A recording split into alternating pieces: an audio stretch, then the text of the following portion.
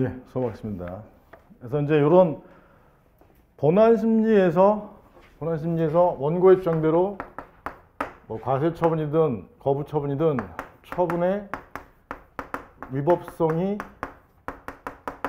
입증되어야지만 청구가 이유있으므로 인용 판결을 한다. 근데 상소기간이 동거하면 인용 판결이 확정되면 판결의 효력, 행소법에 있는 효력, 과거로 돌아간다. 무슨 효력? 소급표. 있었던 1,000만 원이 없어진다. 협의의 형성력. 이건 조문에 없고 제3자의 효력이 밑든다. 제3자 효력. 이 세 가지를 합쳐서 광의의 형성력이라고 하죠.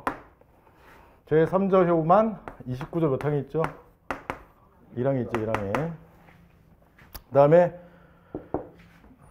인용 판결이 확정되면 처분청 및 관계행정청으로 하여금 반원제하도록 의무를 발생시키는 효력을 뭐라고 해요? 기속력. 몇 조 있죠? 30조. 반복금지 의무는 몇 항? 1항. 원성회복 의무는 없고 긍정설에 의하면 인정. 재처분 의무는 2항, 3항. 2항은 어느 처분의 경우에? 거부 처분이 취소됐을 때. 이런 구조라 이 말이에요. 이해가시겠어요? 그래서 이제 지문을 읽어 나갈 때 요게 인용 판결이 어떻게 나왔는지를 이해할 때 그때 요 내용이 도움이 된다 이 말이에요. 인용 판결이 확정이 돼야 되는 거니까. 처분이 위법함이 어떻게 나왔는지를 이해를 하면 기속력이 이렇게 흘러가는구나. 본안심리를 거쳤다는 얘기예요. 아시겠어요? 이와 관련해서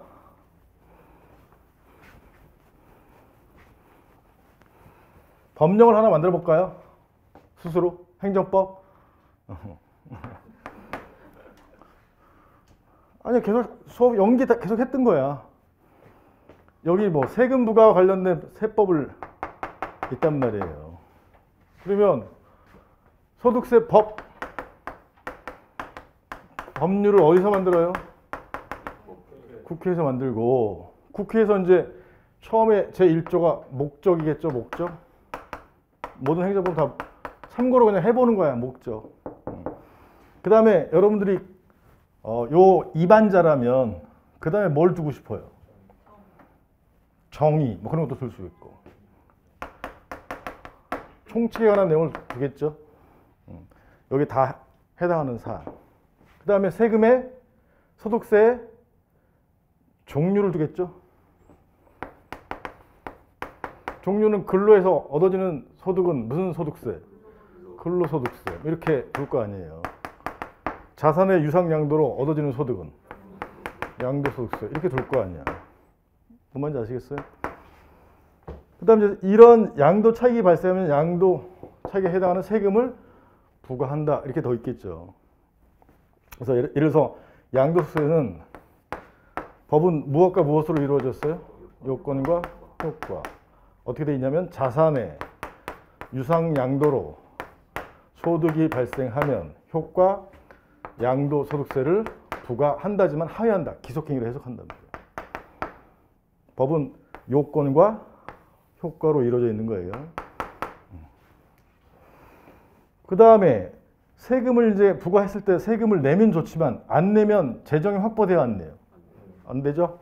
국민이 법에 위반하면 재정 확보가 안 되니까 재정 확보를 위해서 실효성 확보 수단을 법 중반부터 두게 된다. 그 실효성 확보 수단은 이론적으로 미래에 대한 실효성 확보 수단과 미래의 반대말이 뭐죠?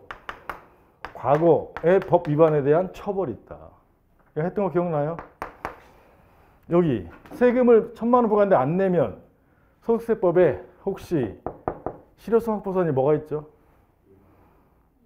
강제 징수라는 실효성 확보 수단이 있어요. 기본서에는 26페이지예요.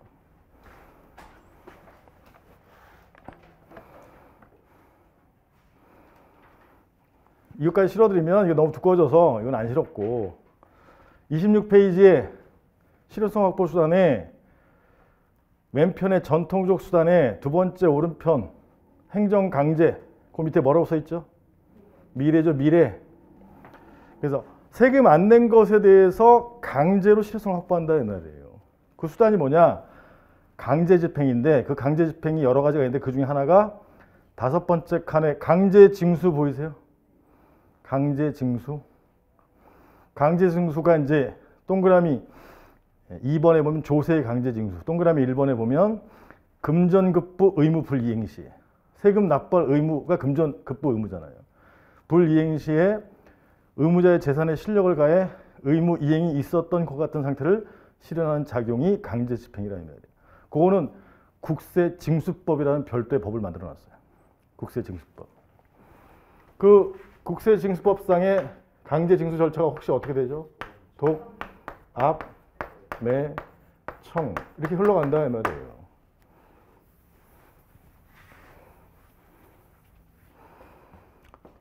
그 다음에 모든 행정법은 이제 맨 뒤편에 이 세금 안 낸 거는 잘못을 범한 거잖아요. 과거의 잘못. 과거의 잘못에 대해서 처벌을 구하는 처벌.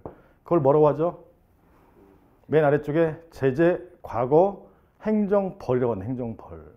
행정벌, 전과자 만드는 거는 행정형벌이라고 해요. 맨 아래에서 두 번째 줄에 행정형벌. 전과자 안 만드는 거는 행정질서벌의 이름이 뭐죠? 과태료예요. 과태료. 그래서 행정형벌이나 행정질서벌 과태료를 부과한다. 그래서 여기 형벌은 생명형, 자유형, 재산형 등이 있는데 자유형 가둬놓는 거, 생명형, 사형, 자유형 가둬놓는 거. 가둬놓고 일 시키는 걸 뭐라고 해요? 징역. 가둬놓기만 하는 거. 금고. 한 달 이상짜리를 금고. 한 달 미만짜리를 구류라고 해요. 재산형 벌금이라고 하죠. 벌금. 그런데 세금 안 내면 조세 회피했기 때문에 벌금 그거 비례해서 얼마 이렇게 부과한다. 뭐 1억 이하. 과태료 1,000만 원 이하. 이렇게. 이해가시겠어요? 이게 소득세법의 구조죠. 근데 여기에서 과세 종류는 과세 대상이잖아요. 과세 대상. 과세가 되지 않는 비과세 대상도 정해놓은 거죠. 비과세 대상의 혹시 요건이 어떻게 되죠? 1세대 1주택자로서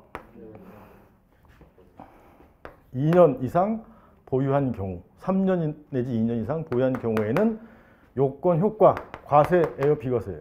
비과세한다 이렇게 돼 있단 말이에요. 이렇게. 그래서 저 소득세 법률에 이 내용이 있고 요 세부적인 내용, 여기 2주택자는 아니죠. 1세대 1주택자로서 대통령령에서 정하는 자는 비과세한다 이렇게 돼 있단 말이에요. 그래서 이거는 법률이고 대통령한테 이렇게 네가 정해 하는 걸 위임이라고, 위임 수권. 그럼 대통령한테 위임했으니까 대통령이 정한 거는 시행령이에요, 시행규칙이에요? 시행령에서 또 상세한 내용을 둔다. 1세대 요건, 1주택자의 요건, 그 다음에 2년 이상 보유할 것이라는 별도의 또 내용을 둔다. 이런 거는 법규사항이에요? 법규사항이 아닌 사항이에요? 법규사항이지 재산권에 관한 사항이잖아요. 이해가시겠어? 그래서 얘는 형식 법규명령, 실질도 뭐예요? 법규명령이지. 이해가시겠어? 그래서 얘는 형식과 실질이 일치하는 법규명령이란 말이에요. 근데 이게 만약에 양도소득세 부과 기준 이렇게 돼 있으면, 기준 이렇게 돼 있으면 이거는 법규명령이 아니라 실질이 뭐가 되는 거예요? 행정규칙이 된다. 행정규칙. 이해가요? 그럼 이제 여기서도 감을 잡을 수 있겠지만 행정입법 법규명령은 왜 만들어 놨겠어?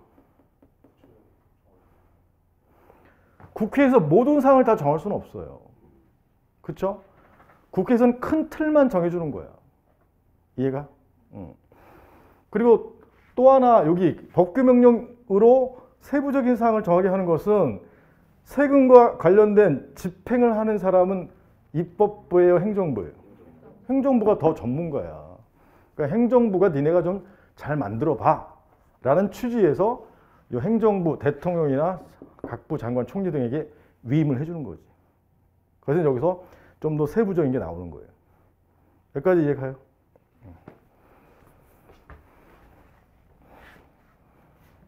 그래서 이런 걸 시험 문제로 만드는 거잖아. 이런 거. 어쩌고 저쩌고 해서 사실관계를 쭉 한 다음에 갑은 뭐 자신의 주택을 뭐 처분을 했는데 팔았는데 양도 차익이 발생해서 강남구 세무서장이 세금 1,000만 원 부과하였다 이렇게 나오는 거잖아. 이에 갑은 자신의 비과세 대상이라고 주장하면서 취소를 제기하였는 바 이제 본안 심리를 물어보죠. 갑이 비과세 요건인 1세대 1주택자 2년 이상 보유라는 이 법령의 요건을 이루는 1세대인 사실, 1주택자라는 사실 등을 주장했으나 여기 2년 이상 보유했다는 사실을 주장하지 않은 경우 법원은 직권으로 이를 판단할 수 있는가 이렇게 물어보죠. 그럼 쟁점이 뭐라고? 변론주의야, 변론주의. 즉 26조의 의미를 따져봐라 이런 거잖아요. 26조 애매하게 변론주의 반대말이 뭐예요? 직권탐주주의니까. 근데 이게 직권주의라고 돼 있으니까. 그래서 26조에서는 변론주의와 반대되는 직권탐주주의 내용을 담고 있다. 그게 뭐냐? 일문에서는 변론주의 내용이 뭐죠? 혹시? 주자 증이죠? 주가 뭐야? 주장 책임. 원고 피고 당사자가 주장하지 않은 사실은 법원이 직권으로 판단할 수 있다 없다? 없다가 변론주의인데 직권탐주주의는 반대되는 거죠. 26조에서는 필요한 경우에는 이문에서 요게 배치되는 직탐주의 내용을 담고 있잖아요. 필요한 경우에는 법원이 직권으로 판단할 수 있고 이렇게 되죠. 이게 직탐주의 내용이란 말이에요. 자는 없죠. 자는 없고 증은 있죠. 증이 뭐예요? 사실을 증거를 제출해서 십중팔구 확신을 줘야 된다. 그래서 증거는 원초로 당사자가 신청해야 되는데 신청하지 않은 증거는 법원이 직권으로 채택해서 조사할 수 있다 없다? 없다. 이게 직권 증거 조사의 금지잖아요. 근데 일문에 뭐라고 돼 있어? 이와 배치되는 직탐주의 내용이 나와 있다. 직탐주의 내용이 뭐예요? 필요한 경우에는 직권으로 증거 조사할 수 있다 이렇게 돼 있으니까. 그럼 이 의미가 뭐냐에 대해서 견해가 대립하는데 주관적 구제가 원칙적인 목적이기 때문에 변론주의. 다만 예외적으로 필요한 경우에는 뜻이 뭐예요? 보충적으로 예외적으로. 판례에 따르면 여기 증거에 의해서 기록에 현출되어 있다면 주장하지 않더라도 법원이 직권으로 판단할 수 있다. 이렇게 되는 거죠. 이게 변론주의. 그걸 잘 기억하고 있네. 그 다음에 여기 2년 여기 다 주장을 했으나 2년 이상 보유했다는 요건은 주장은 했으나 이렇게 했으나 주장만 하면 안 되죠. 뭐가 필요해? 입증이 필요하죠. 입증. 그래서 증거가 충분해서 지금 96년에 사서 99년에 팔았다 3년이라는 사실을 증거해서 충분히 입증한다면 비과세 대상인데 과세처분에서 얘는 위법함으로 인용 판결할 수 있고, 즉 3년 보유했다는 이 사실을 존재한 것으로 증거해서 확정시켰으면 인용 판결. 피고는 3년이 아니라 너는 1년밖에 안 살았다. 다시 말하면 2년 이상 보유 부존재를 요 피고도 이러한 사실을 증거해서 입증했다면 과세처분, 과세대행이니까 과세처분은 적법해서 기각 판결, 이렇게 판결에 의해서 끝낼 수 있는데, 이게 존재하는지 부존재하는지 진위 불명인 경우에 쟁점이 되는 게 뭐예요? 입증 증명 책임이다. 사실의 존재를 확정시켜야 돼. 사실의 존재 또는 부존재를 확정시켜야 된다고. 그때 통솔판례 입장이 뭐죠? 취소송에서 법률 요건. 그 법률이 이 소득세 법률이에요. 뭔지 아시겠어요? 그 법률에는 원래는 형식적 의미의 법률만 의미하는 건데 그때 법률은 모든 법규, 법령을 다 의미하는 거예요. 그러니까 법률, 법규명령 다 포함해서 법률 요건 분리설의 내용이 뭐죠? 유리한 거.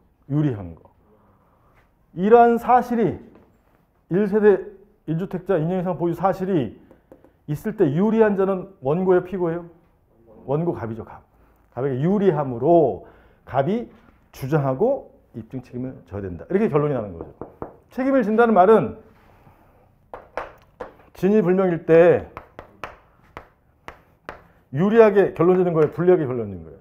갑이 진다는 말은 너는 3년이 아니라 3년 미만 부존재로 확정시킨다. 사실을 부존재로 확정시킨다. 그러니 결론 기각 판결을 한다. 이렇게 되는 거죠.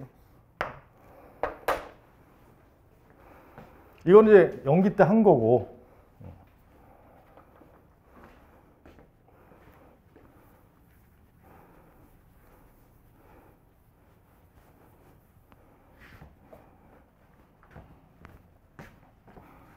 건축법도 만들어 볼까요?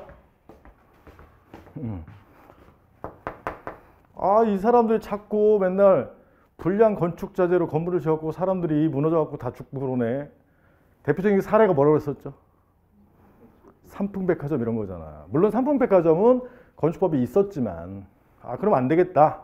그래서 건축물의 안전을 규율하기 위해서 건축 법률을 국회에서 만들고 세부적인 사항은 시행령 시행추로 정하자. 이렇게 되는 거죠.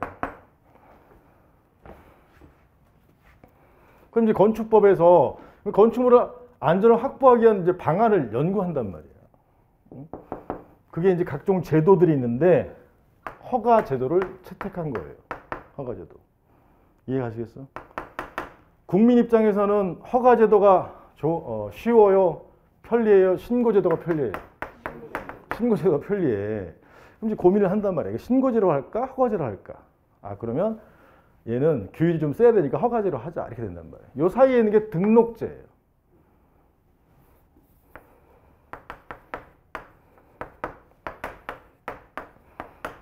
그럼 허가제로 합시다. 이렇게 해서 이제 만드는 거지. 허가제로 하려면 자, 허가를 받은 자만이 건물을 지을 수 있다. 이렇게 되는 거죠. 허가를 받은 자만이. 그래서 이제 건축법 제1조는 목적어 써 있고 2조는 여러분들이 얘기한 대로 정의 이런 거 써놓고 그 다음에 내용이 허가에 대해서 써놓는 거예요. 허가. 그래서 20층 미만의 건축물을 건축하려는 자는 이게 요건. 효과가 뭐예요? 시장군수 구청장의 허가를 받아야 한다라고 이제 허가제도를 두는 거죠. 그럴 때 이제 허가를 받으려는 자는 법령에서 다 그 요건을 다 나열할 수는 없잖아요. 그건 어디서도 시행령이나 시행규칙에서 세부적인 사항을 두는 거라고. 그럼 건물이 안전하기 위한 각종 건축물의 구조에 관한 기준을 시행령이나 시행규칙에서 두는 거죠. 그게 건축법 시행령, 시행규칙에 있는 내용들이란 말이에요. 그러면서 제가 이제 들어드린 게 건축 자재는 철근 콘크리트 조, 뭐 기타 등등이 있고 철근 콘크리트 조의 경우에는 철근을 기둥당 4개씩 넣을 것. 이런 허가를 받기 위한 요건들이 나온단 말이에요. 그래서 맨날 제가 요거 갖고 설명했었잖아요. 철근 4개의 요건을 갖춰서 신청했으나. 이해가시겠어요? 근데 허가 두고 그래서 건물이 안전하도록 이렇게 안전한 건축 자재로 허가를 받아야지만 건물을 지을 수 있는데 만약에 무허가로 건축물을 짓고 사는 사람들이 있다 이 말이에요. 어디에 주로 이런 사람들이 있죠? 무허가 건축물? 달동네 옛날에는 서울이 발전하지 않았을 때는 다 무허가 건축물이었어. 여기 서울 옛날에 서울이어봐야 옛날에 서울의 핵심 지역은 강북이에요, 강남이에요? 강북이야, 강북. 강남은 여기 뭐였었어? 논밭이었어. 저도 여기 살아보진 않았어. 논밭. 강북의 핵심 지역이 어디죠? 그렇지. 종로가 핵심 지역. 그 다음에 그 인근이 옛날엔 서울이었어. 그 밖의 지역은 다 경기도 내지는 기타 등등이야. 나 서울 특별 시민이에요. 일부러 만들어준 거지. 하여튼 그래서 60년대, 50년대 전쟁 이후에 서울은 다 판잣집이었다고 생각하시면 돼. 다시 말하면 무화 건물이야. 그럼 무화 건물이 경제가 발전하면 점점 줄긴 하겠지만 달동네들이 계속 존재하는 거죠. 여기 종로 옆에 무화 건물이 있던 데가 다 어떻게 된 거예요? 재개발, 재건축 되는 거예요. 이 재개발, 재건축하는 법이 뭐라고 그랬었지? 아니지. 도시 및 주거환경 정비법. 구도심을 정비하는 법. 줄여서 도정법이라고 한단 말이에요. 도시 및 주거환경 정비법. 그 다음에 이제 여기 이 강남을 개발시키기 위해서 강제로 아파트를 지어서 현대 아파트 지어갖고 공무원들 가서 살아라 했는데 거기서 운명이 결정됐죠. 아이씨 짜증나 하면서 간 사람은 떼부자가 됐고 나 여기 있을래 한 사람은 그저 그렇고. 그래서 운명 잘 모르는 거야. 순간의 선택이 어떻게 됐죠? 평생을 자각했어요. 그럴 줄 알았나. 그래서 배워야 되는 거야. 그래서 여기가 강이니까 이쪽에 가면 유리하겠네. 이렇게 조영남 선생님처럼. 조영남이 한강변에 왜 집을 샀어요? 외국을 돌아다 보다 보니까 강가의 집이 제일 비싸더라. 단순한 거 이게 뭘 다녀봐야 알지. 책만 읽어서는 안 돼. 이거를 벌려면 통과. 왜 이 얘기까지 갔지? 그러다 여기 수도권에 인구가 너무 집중되니까 인구 분산시키기 위해서 신도시를 만들었다고 했죠? 강북의 신도시가 어디라고? 1기 신도시? 일산. 강남의 1기 신도시가 어디야? 분당. 이 신도시 만드는 법을 뭐라고 하죠? 신도시, 신 빼고 도시개발법이야.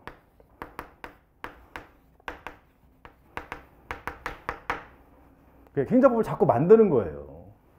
도시개발법. 옛날에는 도시를 말하면 여기 산, 논, 밭이지. 이걸 뭘로 바꿔줘야 돼? 만약에 주택단지로 만들려면 택지로 바꿔줘야 되죠? 그게 이 법의 이 법의 특별법이 택지개발법이에요. 택지개발법. 자꾸 이게 특별법이 생겨나는 거예요.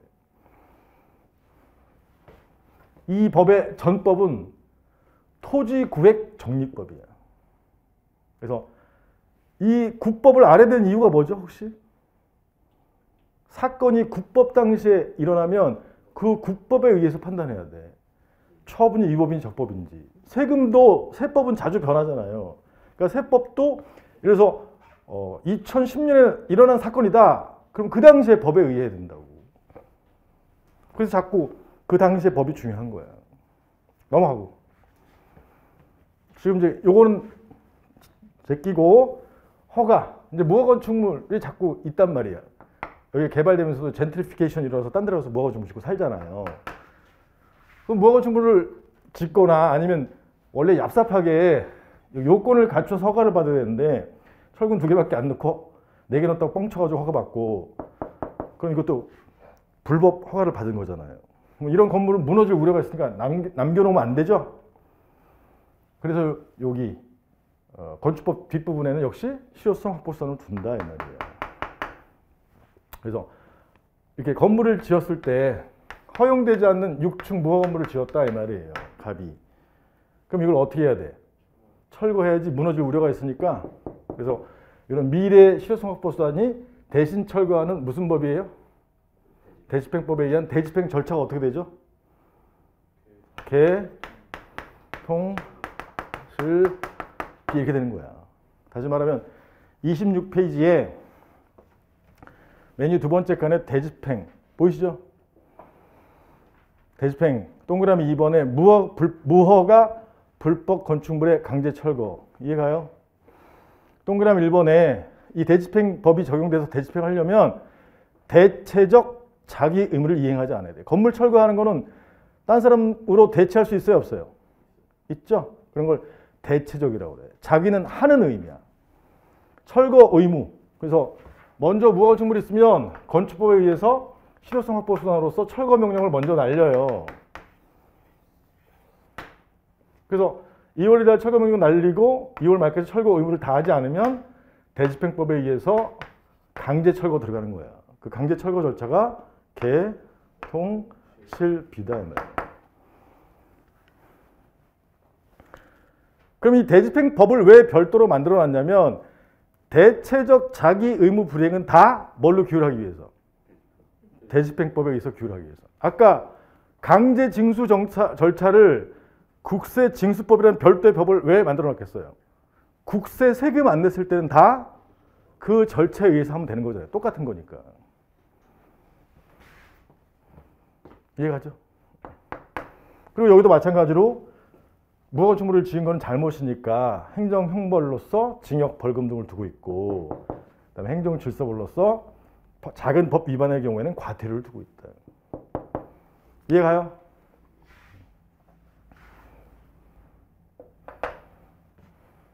그럼 요거 이제 맨날 하는 거잖아. 이게 제가 사례 들어드릴 때 건축주 갑에 대해서 강남구청장이 허가를 해줬는데 요건을 갖추지 않은 자에 대해서 허가 발령되었는 바, 허가가 위법하니까 인근주민 을에게 침입적 영향을 미치는 제3자 행정이니까 인근주민 을이 이 허가에 대해서 추성을 들어갔을 때 그때 질문 1번 소송요건을 물을 때는 뭐라고 묻는다고? 소송은 취소, 소송은 처분한가. 그럼 이제 쓸 내용이 뭐야?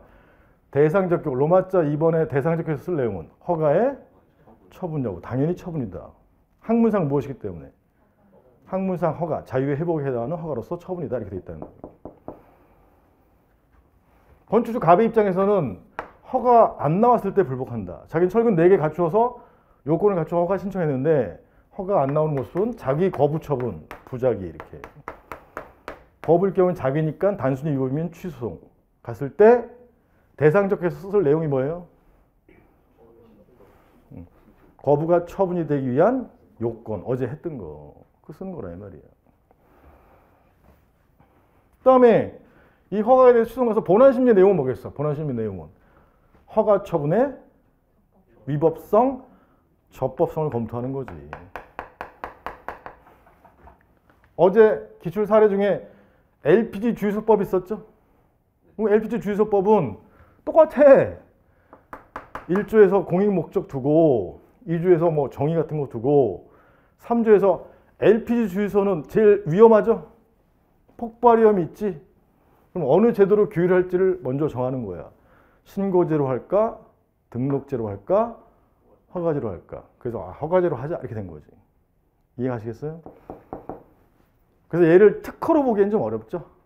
특허는 그 주유소 사업을 할 수 있는 권리금의 설정이잖아요. 그렇게 보기엔 좀 어렵다고. 그래서 요건을 갖춘 경우에 금지를 해제해서 주유소 사업을 할 수 있는 자유를 회복시켜주는 허가다 이렇게 볼 수 있는 거죠.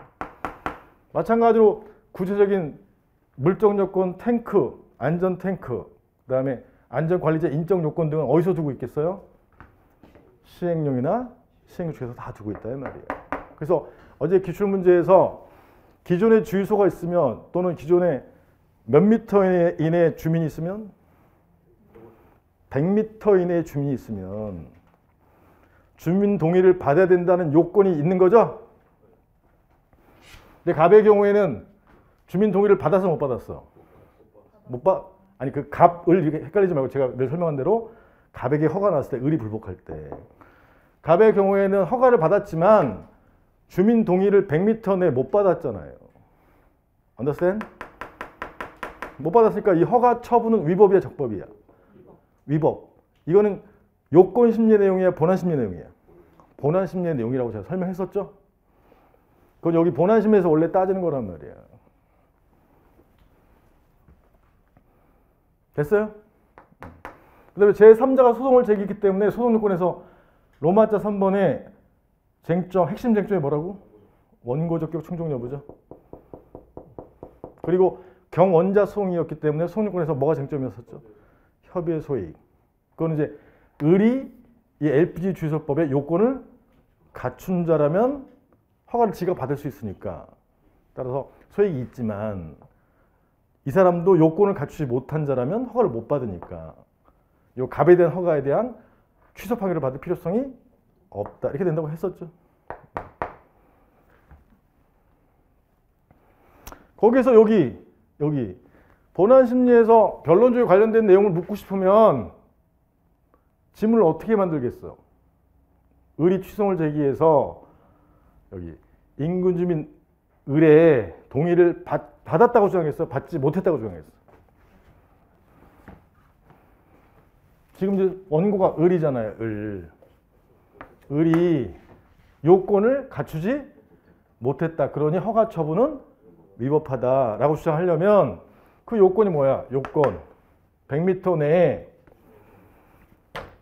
내에 주민, 예컨대 병이 있으면 여기 주민이라고 써 있겠죠. 효과, 허가를 받아야 동의를 얻어야지만 허가를 해준다 이렇게 되는 거잖아요. 근데 여기 을은 원고니까 100m 내에 주민 동의가 있었다고 주장해, 없었다고 주장해? 없었다. 받지 못했다. 없었다라는 사실을 주장하는 거죠. 없었다. 그리고 뭘로 입증해야 돼? 증거로 입증해야 돼. 그래서 26조를 묻고 싶으면 질문이 어떻게 되겠어요? 100m 내에 주민 동의를 얻지 못했다는 사실을 주장하지 않았다면 이렇게 물어본단 말이야. 법원이 직권으로 판단할 수 있는 게 이렇게 물어보겠죠. 그 다음에 입증 증명 책임 물어보고 싶으면 어떻게 해야 돼? 없었다는 사실은 주장했으나 어떻게? 증거가 불충분하여 확정되지 않았다. 법원은 어떻게 판결해야 되는가? 이렇게 물어본단 말이야. 이제 확실히 이해 가겠어요? 그래서 만약에 여기에서 허가가 위법해서 인용 판결이 확정되면 그 다음에 여기 다시 새로이 갑에게 허가를 발령하였는 바 그 새로운 허가 처분은 적법한가? 이렇게 물어보면 쟁점이 뭐예요? 기성력이죠? 다시 새로운 허가를 발령한 게 여기 반원제에 위반하는 걸 물어보는 거잖아요. 근데 새로운 허가를 발령한 게 반원제이 어디에 관련되는지 어떻게 판단한다고 그랬어? 반이나 원은 무슨 처분과 관련돼요? 침입적 처분. 그럼 요거는 갑에 대한 허가는 인근주민 의뢰에 대해서는 침입적이니까 이때는 반원과 관련된다고. 그리고 원은 특히 어느 때 관련된다고 그랬죠? 돈을 납부한 경우에만 관련되니까 얘는 뭐가 관련돼요? 반과 관련되죠. 반. 반법금조에 위반하면 효과가 어떻게 되죠? 당연 무효의 위법. 위반하지 않는 경우가 어느 경우죠? 다시세. 그래서 지문에 다시세가 있는지를 찾아봐야 된다. 다가 뭐예요? 다른 처분 사유. 처분 사유가 뭐죠? 이 처분을 하려면 사유가 있어야 된다고. 처분은 구체적인 법 집행이잖아. 구체적인 법 집행. 이 사안의 경우는 허가 처분이잖아. 허가 처분. 그러면 허가 처분을 갑에게 했잖아요. 그럼 처분 사유는 뭐야? 이 처분을 하게 된 근거가 되는 법이 있지. 무슨 법이에요? LPG법이잖아. LPG법에 허가와 관련된 조문이 예컨대 10조이랑 1호부터 10호까지 요건을 둔다 이 말이에요. 예컨대 1호, 2호, 3호 이렇게. 이해가시겠어? 그럼 여기 100m 내에 주민이 있으면 주민 동의를 얻어야 된다가 1호란 말이에요. 1호. 이게 법의 요건. 이 법을 지금 갑에게 집행한 거죠? 갑의 사실에 집행한 거지? 그래서 법령의 반대말이 뭐라고 그랬어? 사실이잖아, 사실. 허가 처분을 하는 근거가 되는 법과 사실을 뭐라 불러요? 처분 사유. 다른 처분 사유고. 다른 처분 사유이면 여기 법이 조문이 달라진다거나 아니면 무엇이 달라져야 돼? 사실이 달라져야 돼. 사실이. 이 사실이 달라졌는지 판단 기준이 뭐죠? 다섯 판례? 기, 사, 동의 없는 경우가 사실이 달라지는 경우죠. 이해가? 그럼 이거 만들 수 있어요. 예컨대 지금 100m 내 주민병에 동의를 받지 않았다는 사유가 확정됐죠? 여기서 인용 판결이 나왔을 때 그런 사유로 확정됐는데 나중에 빵 1년도에 다시 조문은 10조 1항 2로 똑같은데 주민 병이 아니라 정이었다면 정의 동의를 안 받았는데도 불구하고 허가를 해줬다면 이 허가는 빵 1년도에 새로운 허가는 반복금지 음에 위반되는 거예요? 안 되는 거예요? 안 되는 거지. 무엇이 다르기 때문에?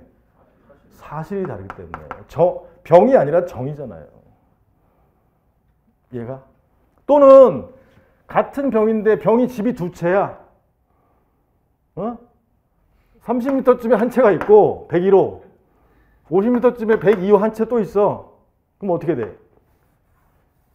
50m쯤에 있는 걸로 동의를 받지 않았는데 또 허가해줬다 이 말이야. 그러면 기본적 사실관계 동일성이 없잖아요. 근데 여기 101호가 있고 그 위에 102호가 붙어 있어. 장소적으로 어떻게 돼 있어요? 근접돼 있죠? 그럴 때는 기본적 사실관계 동일성이 있어요, 없어요? 있다. 이렇게 된다 이 말이야. 됐슈? 그럼 이제 노무사와 관련된 법 만들어 볼까? 이미 여러분들이 다 공부한 거예요. 노동법은 기본적으로 사용자 갑과 누가 있죠? 근로자 을이 있고 을 혼자는 안 되니까 근로자가 모인 단체가 뭐죠? 노조 뭐 B가 있다 이렇게 된다. 그래서 이쪽이 사용자 측, 이쪽이 근로자 측. 그럼 원래는 민법만 존재했었죠? 민법만. 근로자가 근로를 제공하겠다고 하면 사용자가 채용 공고내서 하겠다고 하면 100만 원 받을래? 오케이. 근로를 제공하고 돈 받는, 임금을 받는다는 반대방향의 의사의 합치를 뭐라고 그래? 계약이죠, 계약. 그래서 민법만 존재한다면 사용자, 근로자 둘 다 힘이 똑같다고 전제하기 때문에 현실에서는 근로자에게 불리한 계약서가 늘 쓰여진다 이 말이야. 그래서 근로자를 보호하기 위해서 만든 노동법이 뭐죠? 그게 근기법이야. 그러면 근로자를 보호하기 위한 기준이죠, 기준. 그럼 여러분들이 입법자라면 정해놨을 거 아니야. 그럼 근로자가 뭐 하는 거야? 일하고, 일한 다음에 뭐 해야 돼? 쉬어야지. 이거 하잖아. 근로와 휴계잖아. 휴계, 휴일, 휴가. 어려워? 근로의 기준, 일하는 기준. 일주일에 48시간을 넘어서는 안 된다. 이거잖아요. 주 6일제로 한다. 주 5일제로 한다. 이틀은 쉰다. 2시간 일하면 1시간은 쉬게 해줘야 된다. 30분은 쉬게 해줘야 된다. 이걸 정하는 거죠. 이게 여러분들이 배운 거지. 맞아? 근데 이거 아무리 보호한다고 해봐야 힘이 약하죠? 그럼 뭐 해야 돼? 노조 만들어야지, 노조. 이게 노동조합법이잖아.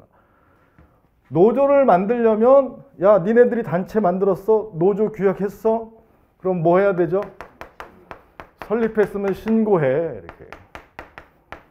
신고, 등록, 허가제도 중에 뭘 든 거예요? 신고제도를 둔 거야. 국가에서 체크는 해야 될 거 아니에요. 허가제로 두면 노동자들이 난리나.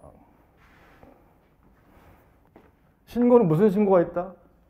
자완신고와 수요신고. 이게 배운 거예요, 여러분들이.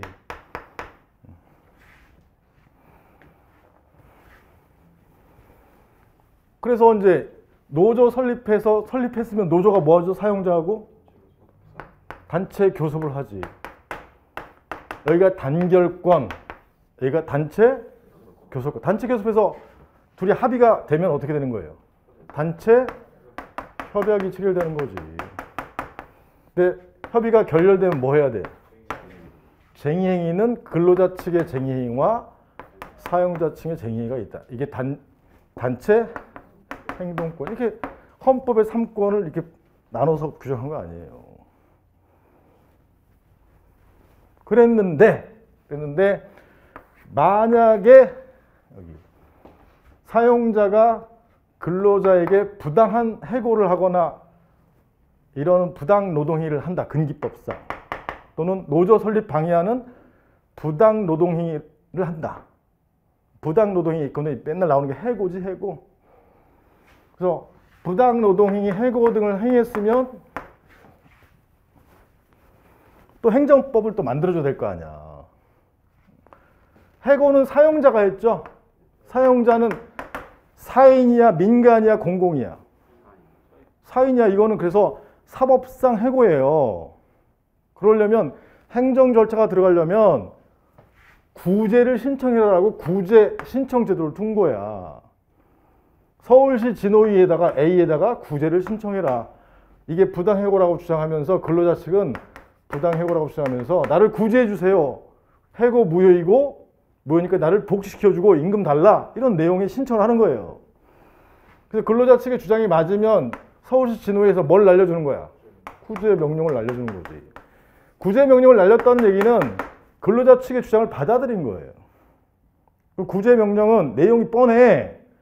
해고는 무효이고 원직 복지시키고 돈 줘라.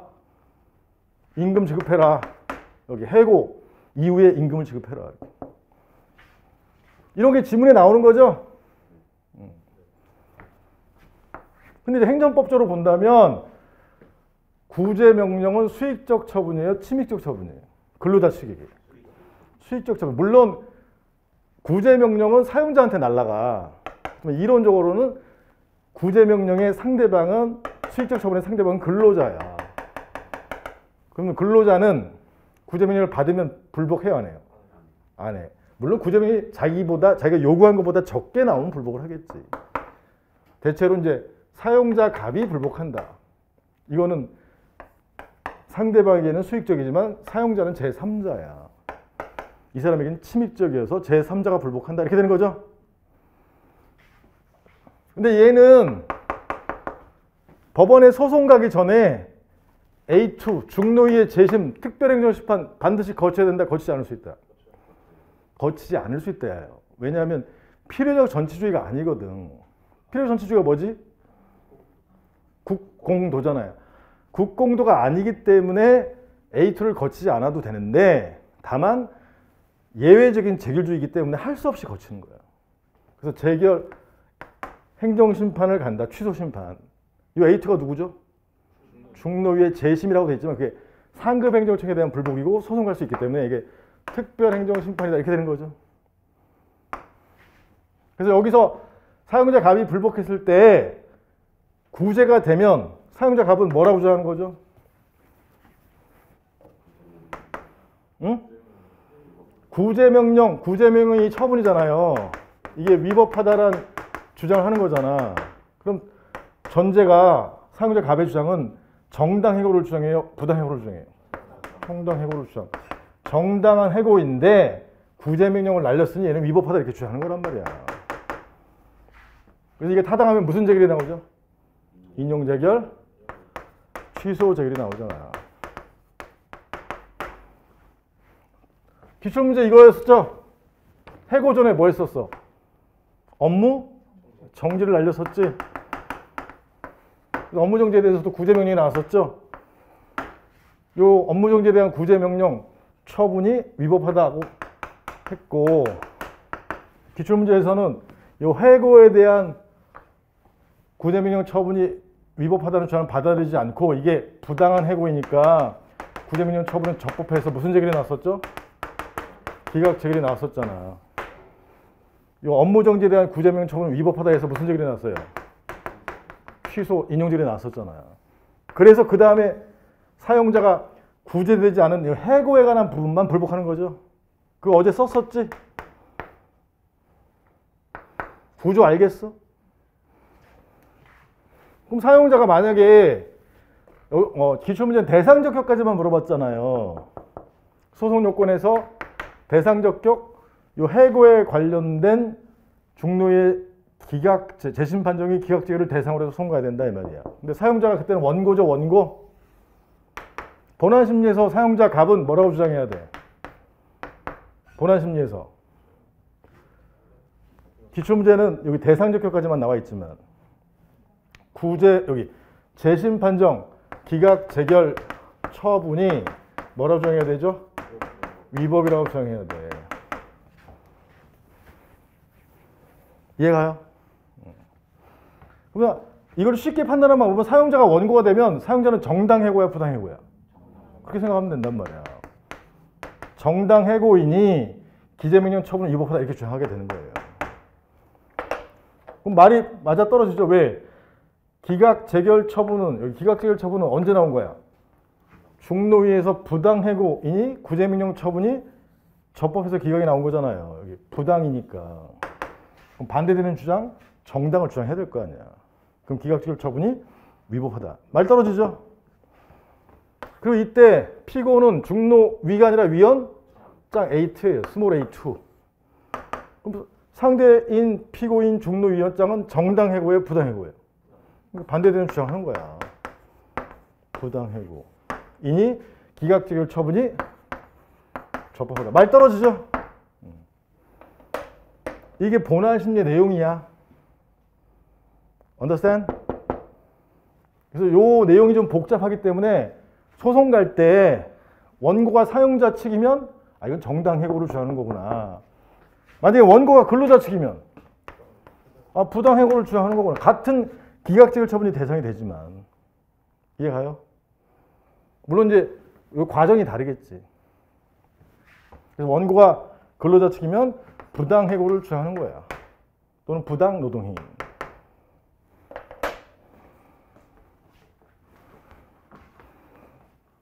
여기까지 근로계약을 체결하는 거 이런 거는 민법이야. 민법. 민법은 공법이에요, 사법이에요? 사법인데 근로자가 약하기 때문에 이런 구제 제도를 노조를 만들거나 구제 제도를 두는 거는 행정법이야. 그래서 노동법은 사법과 공법이 합쳐진 법이야. 그래서 제3의 법이라고 한다고.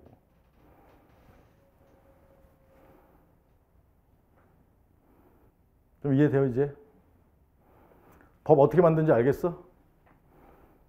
어떤 제도를 둘 건지 먼저 어떻게 규율할지 허가로 할 건지 이런 걸 두고 만약에 국민이 법에 위반하는 행위를 하면 법 중반부부터 실효성 확보 수단을 둔단 말이야. 실효성 확보 수단은 미래의 실효성 확보 수단. 예컨대 강제 집행이나 대집행 이런 거 두고 그 다음에 맨 마지막에 행정벌 벌칙을 둔단 말이에요.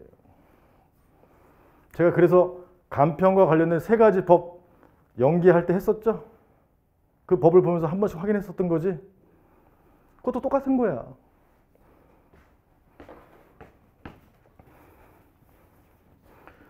여기 양도소득세를 계산을 내려면 시가는 변동이 되니까 공시지가 제도를 먼저 두고 토지를 갑이 1억에서 을한테 2억에 팔았을 때 여기 1억인지 2억인지 계산을 때려야 될 거 아니에요.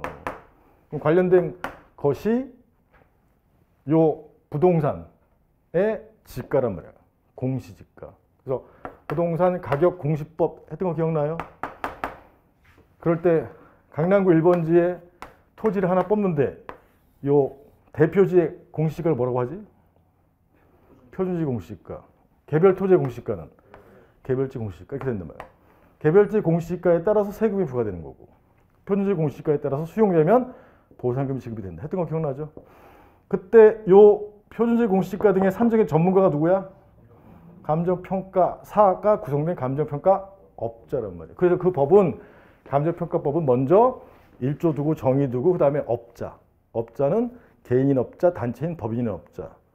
근데 그 업자가 성실하게 평가해야 되는데 평가를 잘못했어. 그러면 실효성 확보 수단이 있었죠. 그래서 자격 취소철에 설립인가 취소철에 업무정지 등등이 있었고 그다음에 맨 마지막에 벌칙이 있었잖아요.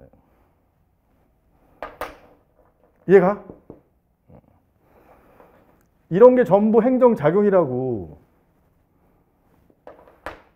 도감매청 행정작용이 아니에요. 행정작용이지 철거하지 않은 것에 대한 실효성 확보수단이라고 칭하지만 그 절차인 독안 매청 자체는 행정작용이야. 행정작용 중에 요 독촉은 법률행위적 행정행위가 아니라 준법률행위적 행정행위. 압류는 권력적 사실행위. 이렇게 표현을 한다고 학자들이. 이해가요? 그럼 독촉에 대해서 추정을 제기하는 바, 소송요건에서는 1번에 대상적에서 쓸 내용은 뭐야? 독촉의 처분 여부. 근데 본안심리에서는 뭘 따지는 거예요? 독촉이 처분이라면 독촉 처분의 위법성 검토는. 그때 관련되는 법이 무슨 법이야? 그게 대집행법이야. 대집행법에 위반하면 성법 위반. 이해가요?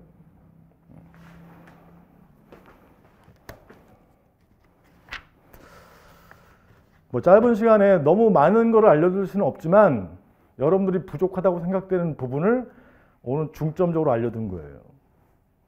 행정법에 대해서, 본안심리의 기준이 되는 행정법에 대해서. 그래서 본안심리에서 처분이 위법해야 인용 판결이 이렇게 나오는구나. 그걸 이해해야만 그 다음에 기속력으로 연결된다고.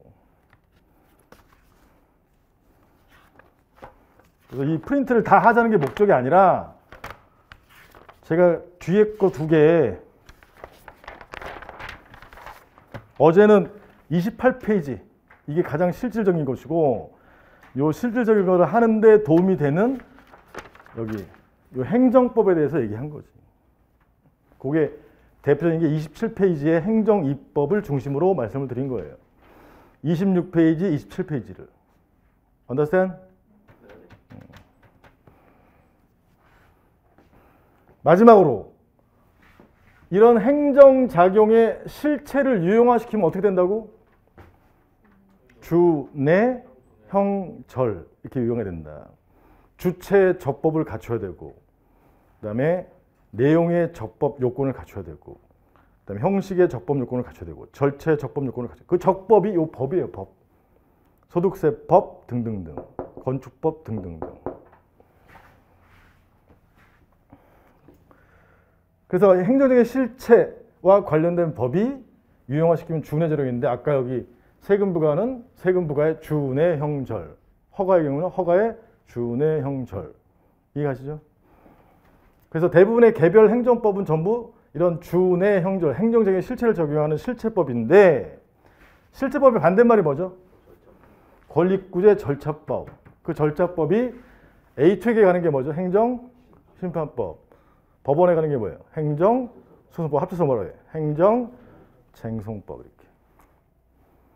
그래서 대부분의 개별법은 다 실체법인데, 일부 행정법은 실체법 내용 플러스 뭐가 있어요?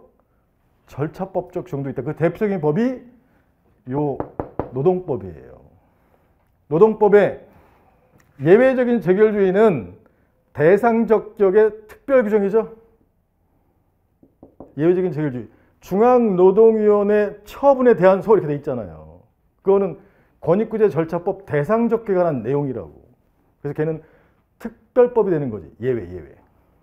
얘가. 그 다음에 피고적격 중노위가 아니라 누구를 피고로 해야 돼? 중노위원장. 그것도 예외, 특별법이 되는 거예요. 그게 특별행정소송법. 요 본안심리의 기준이 된 법이 정확히는 실체법이에요. 처분이 위법한지 적법한지 가리려면 법이 있어야 되죠. 법.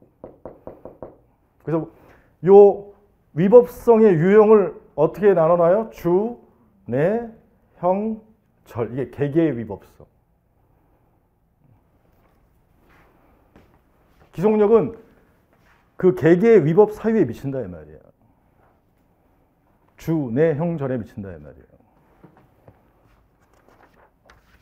일단 여기까지. 오늘은 2교시만 할 거야. 너무 많이 말씀드리면 여러분들 머리 뽀개지기 때문에 이 정도만 해도 충분해요. 수고하셨고요.